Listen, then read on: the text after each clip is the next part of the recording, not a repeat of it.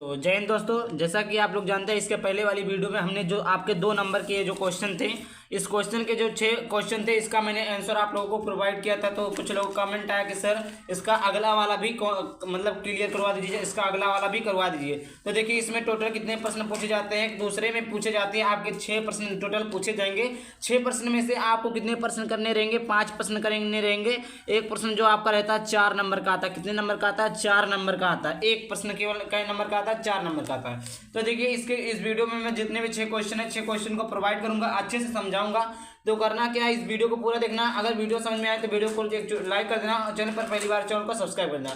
तो आइए देखते हैं। तो सबसे पहले हम देखेंगे, पहला क्वेश्चन है कि ग्राफ विधि द्वारा दिखाइए कि रैखिक समीकरण निकाय 3x - y = 2 एवं 9x - 3y = 6 के अनेक हल होंगे। तो देखिए मेरे भाई, अगर आप लोगों को मैथ अगर लगाना, अगर अच्छे समझना, तो क्या करना होगा कि सबसे पहले आपको मैथ के जितने भी सूत्र हैं सभी सूत्र को याद होना आवश्यक है। बिना मैथ के सूत्र याद किए आप नहीं लगा सकते हैं, ये 100% गारंटी है। तो देखिए सबसे पहले हम आप लोगों को यहाँ पर देखिए क्या लिखा। तो यहाँ पर दूसरे का पहला क्वेश्चन है कि ग्राफ विधि द्वारा दर्शाइए कि रैखिक समीकरण निकाय 3x - y = 2 एवं 9x - 3y = 6 के अनेक हल हैं। तो इसको हमें सिद्ध करना है। तो देखिए सबसे पहले यहाँ पर लिखेंगे दूसरे का क्या है, का है। दूसरे का क्या है, का है। ठीक, देखिए दूसरे का है। तो देखिए सबसे पहला समीकरण क्या दिया हुआ है, 3x - y = 2। ये आपका समीकरण दिया हुआ है, प्रथम समीकरण। दूसरा क्या आपका दिया हुआ है, 9x - 3y = क्या दिया हुआ है, 6 दिया है। ये आपका दिया है। देखिए इसको सरल करना चाहे तो आप 3 कॉमन ले लेंगे तो बचेगा 3x - y = क्या बचेगा, 2। अब आपका आ गया समीकरण नंबर 2, अर्थात 3x - y = 2। यही हमारा समीकरण नंबर 2 है। देखिए अगर आपको क्या बोला कि जिसके अनेक हल होंगे, अनेक हल होने के लिए जो प्रतिबंध होता है वो होता है a1/a2 बराबर होता है b1/b2 बराबर होता है c1/c2। ठीक, तो देखिए 3x - y = 2 और यहाँ पर भी 3x - y = 2। दोनों समीकरण क्या है, बराबर है। लेकिन अगर आपको क्या कहता कि ग्राफ विधि द्वारा हल नहीं करना, तो आपका ये आंसर हो गया, कुछ करना नहीं था, बस ऐसा आंसर हो गया। लेकिन आपको क्या बोला, ग्राफ विधि द्वारा हल करना है। तो देखिए समीकरण फर्स्ट से आप यहाँ पर ऐसे लिखेंगे, समीकरण फर्स्ट से आप बिंदुओं को निकालेंगे। देखिए आप ऐसे एक बॉक्स बना लेंगे। ठीक, एक बॉक्स बनाएंगे, यहाँ पर x, यहाँ पर y। देखिए समीकरण फर्स्ट आपका क्या है, 3x - y = 2। ठीक, अगर हम यहाँ पर x का मान 0 रख दे, x का मान क्या रख दे, 0 रख दे, तो y का मान क्या आएगा, 2। तो y का मान -2 आएगा। y का मान क्या आएगा, -2। तो x का मान 0, y का मान क्या हो गया, -2। अगर यहीं पर x के स्थान पर हम 2 रख दें तो 3 × 2 - y = 2। तो -y = 2, 3 दूनी 6, इधर आ जाएगा तो -6। तो y बराबर क्या हो जाएगा, -4। -4 कैंसिल, y बराबर क्या आ जाएगा, 4। तो x का मान 2 रखने पर y का मान क्या प्राप्त हुआ, 4 प्राप्त हुआ। ये हमारा समीकरण फर्स्ट से हो गया। अब देखिए आपका समीकरण समीकरण सेकंड भी आपका वही है। आपका क्या है, 3x - y = 2। ये आपका समीकरण क्या है, सेकंड है। इसका भी आप ऐसे बॉक्स बनाएंगे, x हो जाएगा, ये y हो जाएगा। ठीक, अब देखिए इसमें अगर हमें x का मान 0 रखे तो y का मान क्या आ जाएगा, y का मान आपका आएगा -2। कैसे आएगा, देखिए 3 × x के मान पे अगर 0 हमने रखा तो -y = 2, तो ये तो पूरा 0 हो जाएगा। तो y बराबर क्या हो जाएगा, -2 तो आएगा। तो x के स्थान पर अगर हम 0 रखेंगे y का मान क्या आएगा, -2 आएगा। अब उसके बाद में अगर x के स्थान पर हम 2 रखें तो देखिए y = 2, तो यहाँ पर 2 रखेंगे, 3 दूनी 6, तो इधर आएगा -6। तो y बराबर क्या हो जाएगा, यहाँ पर -4 हो जाएगा और माइनस इधर, तो माइनस कैंसिल, y बराबर क्या हो जाएगा, 4। तो x के स्थान पर क्या रखने पर, x के स्थान पे आपका 2 रखने पर तो y का स्थान पे कितना आएगा, 4 आएगा। इस प्रकार मिल गया। अब देखिए आपको ग्राफ विधि द्वारा कैसे दर्शाएंगे। देखिए यहाँ पर इस प्रकार आप लोग लाइन खींचेंगे।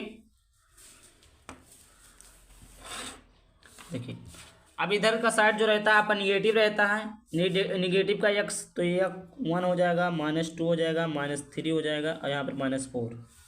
यहाँ पर आपका -1 हो जाएगा, -2 हो जाएगा, -3, सॉरी यहाँ पर थोड़ा नीचे -3 हो जाएगा, यहाँ पर क्या हो जाएगा, -4 हो जाएगा। उसके बाद में देखिए यहाँ पर पॉजिटिव का 1, पॉजिटिव का 2, पॉजिटिव का 3, पॉजिटिव का 4। तो यहाँ पर 1, यहाँ पर 2, यहाँ पर 3 और यहाँ पर क्या हो जाएगा 4 हो जाएगा।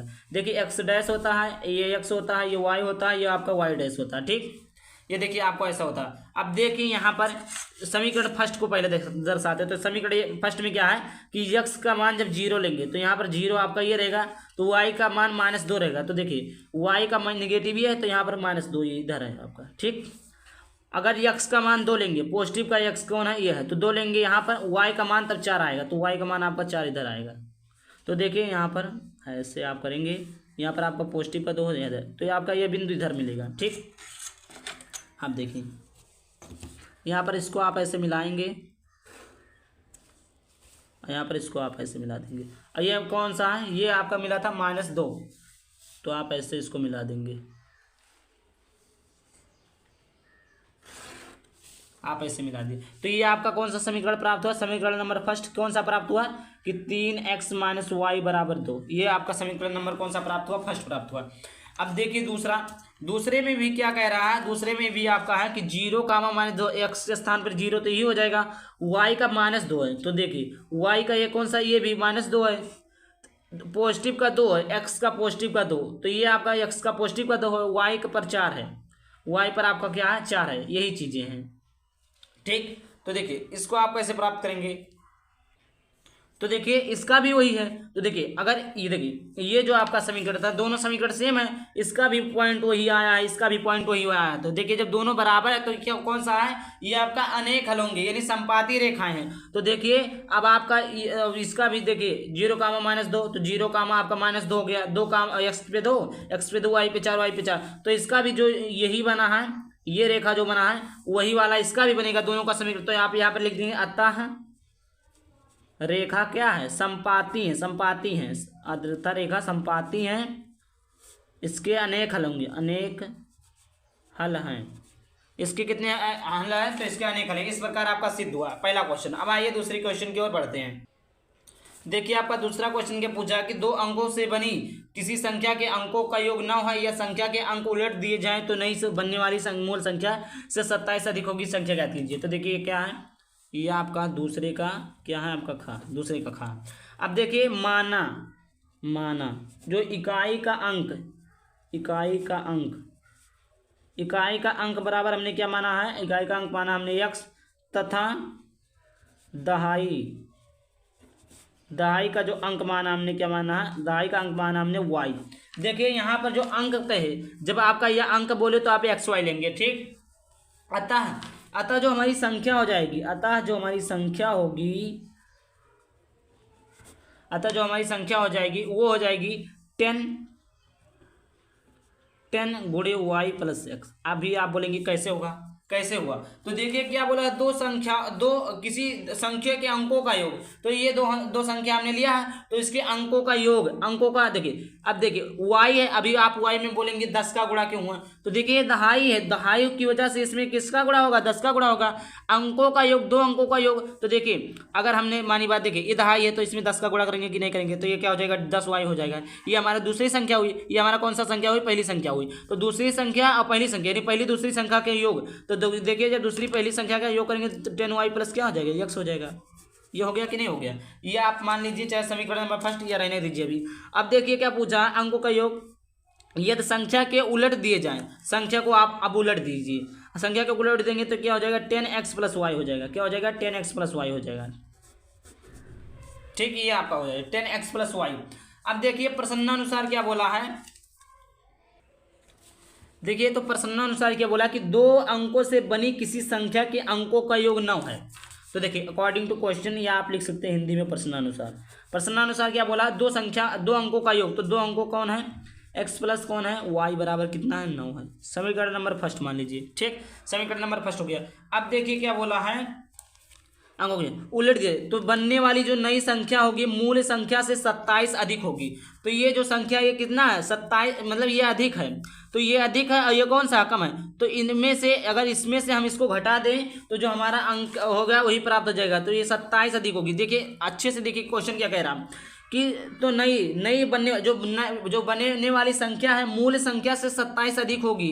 तो ये जो हमारी संख्या ये अधिक है, ये क्या है कम है। तो इसमें से अगर इसको हम घटा दें तो किसके बराबर हो जाएगा 27 के बराबर हो जाएगा। तो इसी को हम लिखते हैं 10x प्लस वाई, इसको जब हम घटाएंगे 10y प्लस एक्स से तो ये किसके बराबर हो जाएगा, 27 के बराबर। अब देखिए 10x plus y minus 10y minus x बराबर 27। ठीक, अब 10x देखिए 10y से 1y घटाएंगे और 10x से 1x घटाएंगे तो 9x माइनस 9y बराबर क्या हो जाएगा, 27 हो जाएगा। इसमें क्या कामन लेंगे, 9 कामन लेंगे तो बचेगा कि x माइनस वाई बराबर हो जाएगा 3। समीकरण नंबर सेकंड मान लीजिए। अब देखिए समीकरण फर्स्ट क्या है, x प्लस वाई बराबर 9, यहाँ पर लिख देंगे आप समीकरण फर्स्ट हुआ सेकंड से। तो x प्लस वाई बराबर 9 और x माइनस वाई बराबर क्या हो जाएगा 3। देखिए इसको ऐड करेंगे, ये कट जाएगा, 2x बराबर क्या हो जाएगा 12, x बराबर क्या हो जाएगा 6। अब देखिए x का मान किसी भी समीकरण में रख दीजिए, हमने समीकरण फर्स्ट में रख देते हैं। तो देखिए 6 प्लस वाई बराबर क्या हो जाएगा 9, तो y बराबर क्या हो जाएगा 3। ये आपका y का मान, तो क्या आ गया आपका 6,3, ये आपका। तो ये जो संख्या आ गई आपकी कितनी आ गई, ये संख्या जो आपकी आ गई 6 कितना आ गया आपका 3। x का मान कितना आया है 6 आया हुआ, y का मान कितना आया 3 आया है। और अगर आप दहाई का अंक जोड़ेंगे तो वही जोड़ दीजिए, 3 दहियम 30 हो जाएगा। ठीक, इस प्रकार आपका जो दूसरा क्वेश्चन भी था, ये दूसरा क्वेश्चन भी सोल्व हो गया। अब देखिए आपका जो तीसरा क्वेश्चन है, तीसरा क्वेश्चन बहुत आसान है तो इस पर मैं सॉल्व कर देता हूँ। देखिए ये जो आपका ग है अब की बार कट गया, क्योंकि अब की बार हाई स्कूल में रचना नहीं है। तो आप आते हैं चौथे क्वेश्चन में। देखिए चौथा क्वेश्चन बहुत ही आसान है। देखिए चौथा क्वेश्चन है कि यदि बी डी लंब है ए सी पर या और सी लंब है ए बी पर, तो सिद्ध कीजिए कि त्रिभुज ए बी ए ई सी समरूप त्रिभुज हैं ए डी बी में। तो देखिए आपको ये सिद्ध करना बहुत ही आसान है। तो देखिए आप कैसे, यहीं पर मैं सिद्ध कर देता हूँ इसी कॉपी में। देखिए कैसे सिद्ध होगा, यहाँ पर देखिए सबसे पहले देखिए कौन से त्रिभुज में बोला है, किस त्रिभुज की बात किया है, त्रिभुज ए ई सी में, ए ई सी में, ये वाला बड़ा वाला त्रिभुज, ये वाला त्रिभुज, ये वाला त्रिभुज। उसके बाद में कौन सा त्रिभुज, ए डी बी में। आपका कौन सा त्रिभुज बोला, ए ये वाले त्रिभुज में, इस त्रिभुज में आपको बोला, इस त्रिभुज में। तो देखिए आप यहाँ पर लिखेंगे त्रिभुज ए ई सी समरूप त्रिभुज, नहीं ए ई तथा त्रिभुज ए डी बी में, ए डी बी में, ये आप लिखेंगे। अब देखिए क्या है यहाँ पर कोण ए, देखिए कोण ए, देखिए इसको इस त्रिभुज में भी कोण आ रहा है और इस त्रिभुज में भी कोण आ रहा है। तो देखिए कोण ए बराबर कोण ए, ये क्या है हमारा उभयनिष्ठ है। क्या है, उभयनिष्ठ है, उभयनिष्ठ है, उभयनिष्ठ कोण है। अब देखिए अब इसमें देखिए कि कोण ई जो है कोण डी के, क्या देखिए कोण ई बराबर है कोण डी के। क्यों बराबर है, क्योंकि ये दोनों क्या है 90 डिग्री है। क्या है 90 डिग्री है। तो देखिए अतः कोण समरूपता कसौटी से, कोण समरूपता कसौटी से या एंगल से हमारा यह सिद्ध होता है कि त्रिभुज ए ई सी समरूप त्रिभुज ए डी बी में। बस ये आपका सिद्ध हो गया। यह हमारा यार आपका चौथा क्वेश्चन। पांचवा क्या है कि निम्नलिखित बारंबारता सारणी में समांतर माध्य ज्ञात कीजिए। क्या ज्ञात करना, माध्य ज्ञात करना है। तो देखिए ये भी बहुत आसान है, मैं यहीं पर कर देता हूँ आपका। देखिए तो देखिए सबसे पहले आपका क्या दिया हुआ, वर्ग अंतराल। क्या दिया हुआ है, वर्ग अंतराल। अब यहाँ पर दिया क्या दिया हुआ, बारंबारता को लिखते हैं एफ से, उसके बाद में एफ दिया है। अब देखिए यहाँ पर क्या दिया हुआ है, 1 का 0 से 10 इसका वर्ग अंतराल 0 से 10, 10 से 20, 20 से 30 दिया हुआ है, 30 से 40 दिया हुआ है, 40 से क्या दिया हुआ 50 दिया हुआ। अब यहाँ पर जो f दिया हुआ है यानी बारंबारता दिया 5, 12, 25, 10, 8। अब देखिए इसमें एक अच्छी बात यह है कि आप चाहे जिस विधि से भी लगा सकते हैं। इसमें जो बोला है कि आपको विचलन विधि या माध्य विधि, कोई भी विधि नहीं लगाना है। तो आप माध्य निकालना, जो विचलन विधि या कोई भी विधि आप जानते हैं तो वो विधि आप प्रयोग कर सकते हैं। क्योंकि जब बोलता आपको ये विधि का प्रयोग करिए तभी आप उस विधि का प्रयोग करते हैं। तो देखिए ये हो गया आपका। हम लगाएंगे कौन सा विधि, प्रत्यक्ष विधि लगाएंगे। तो देखिए प्रत्यक्ष विधि में x का मान निकालना पड़ता है। तो x का मान कैसे निकलेगा, देखिए x का मान निकालना बहुत ही सिंपल है, बस वीडियो को आप लोग पूरा देखिएगा। देखिए इन दोनों का योग का आधा, तो 10 का आधा 5, 30 का आधा 15, 50 का आधा 25 और 70 का आधा 35 और 90 का आधा 45। ये आपका हो गया। अब देखिए आप क्या करेंगे, इसको जब जोड़ेंगे, इसको आप जोड़िए, इसको जब जोड़ेंगे तो आपका 12, 5, 17, 5, 22, 22, 20, 42, 42, 10, 52, 8, 60। इसका को टोटल कितना आ गया आपका 60 आ गया। अब देखिए आपका क्या होता है आपको जो क्या होता है प्रत्यक्ष विधि का सूत्र होता है वो क्या होता है आपका एक्स डैश बराबर होता है सिग्मा एफ एक्स अपान क्या होता है सिग्मा एफ, ये आपका होता है। ठीक, तो देखिए यहाँ पर सिग्मा एफ, ये हमारा क्या है सिग्मा एफ, तो सिग्मा एफ का मान कितना 40 है, लेकिन जो हमारा सिग्मा एफ एक्स का मान है वो नहीं निकला है। तो सिग्मा एफ एक्स का मान आप कैसे निकालेंगे, तो देखिए आप सिग्मा एफ एक्स का गुणा कर देंगे।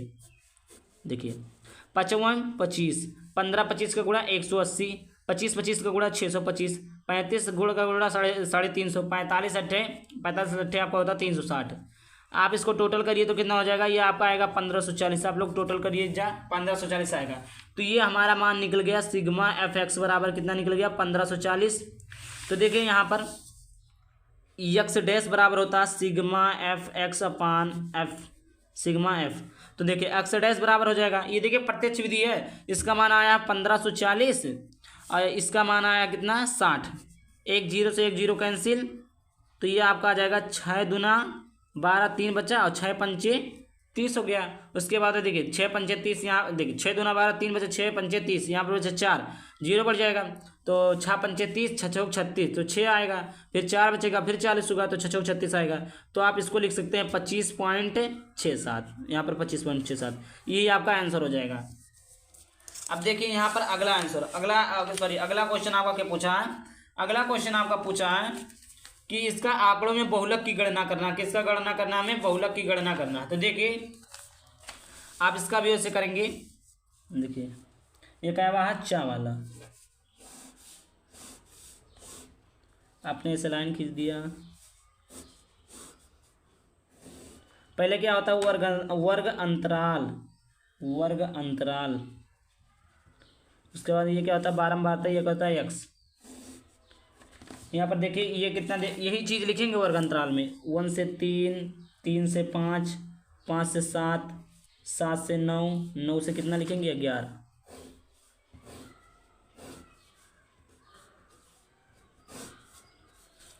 आप ऐसा लिखेंगे। अब देखिए f का मान दिया है 7 8 2 2 1, 7 8 2 2 1, ये दिया है इसका मान।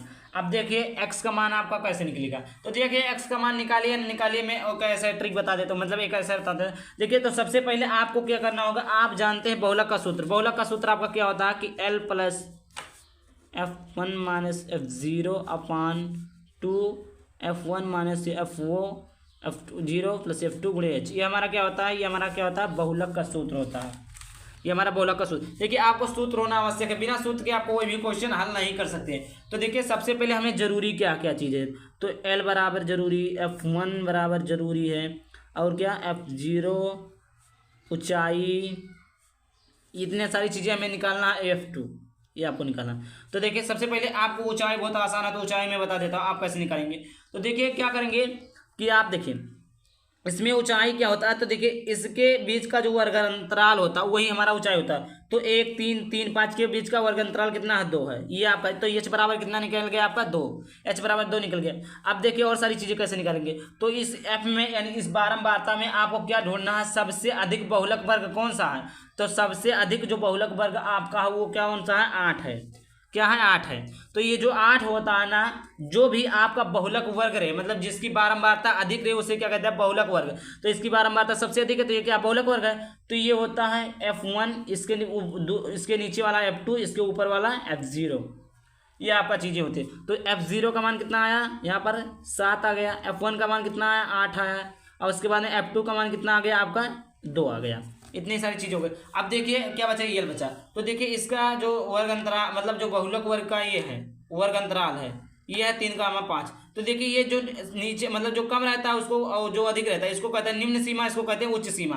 तो L में से होता है निम्न सीमा, तो निम्न सीमा कितना है 3। आप करना क्या, आपको सॉल्यूशन लगा देना है। अब देखिए सूत्र L प्लस, आप जितने सूत्र लिखेंगे उतने याद हो जाएगा, F1 अपान F0 2F1 minus F0 minus F2 गुणे ऊंचाई। अब देखिए L का मान आपका कितना है, L का मान आपका 3 प्लस F1 का मान क्या है 8 माइनस F0 7 बटे 2 गुणे F1 का मान 8, F0 का मान FO देखिए माइनस FO का मान कितना है 7।